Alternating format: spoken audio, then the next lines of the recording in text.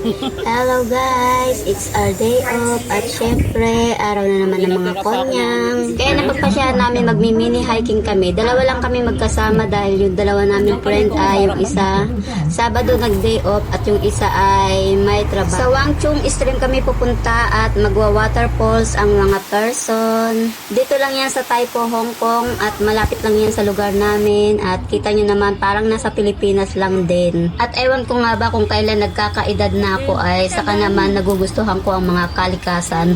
Kulang-kulang 30 minutes lang naman ang lalakarin kaso umabot kami ng 2 oras dahil marami kaming ginawang stopover dahil masyadong mayumid ngayon ang summer sa Hong Kong. Medyo matarik-tarik at mabato-bato rin ang aakyatin dito. Expectation versus reality talaga dahil sabi nila wala raw waterfalls ngayon dahil kita nyo naman medyo natutuyo-tuyo na yung tubig. Kaya napaisip-isip ang auntie nyo kung itutuloy ba o hindi. Napagpasyahan namin na for the go, tuloy ang laban. At nang nasa kalagitnaan na kami ng aming pag-akyat ay may mga nakasabay kami ng mga kapwa Pilipina kaya medyo enjoy ang aming paglalakbay.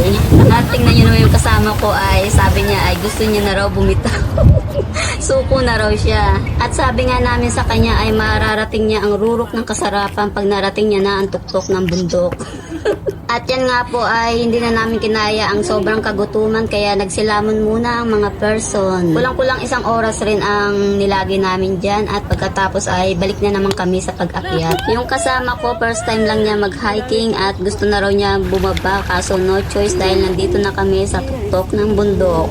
At yan nga po nakarating na kami sa pinakatuktok ng bundok at nagdali-dali na rin akong magtampisaw sa sapa.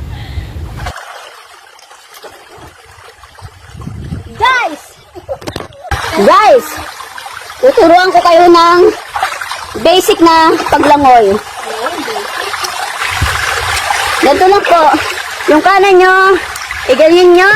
At yung kaliwa, iganyan.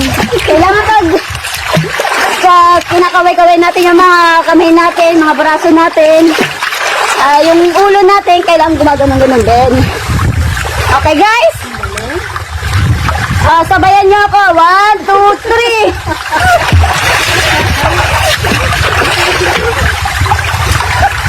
3. Guys, tulungan nyo ako guys.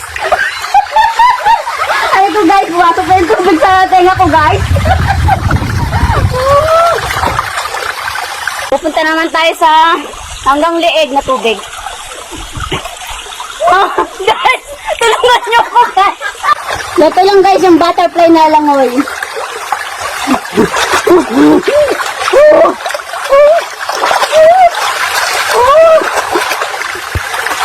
Nakikita nyo ba kung paano ang butterfly na langoy?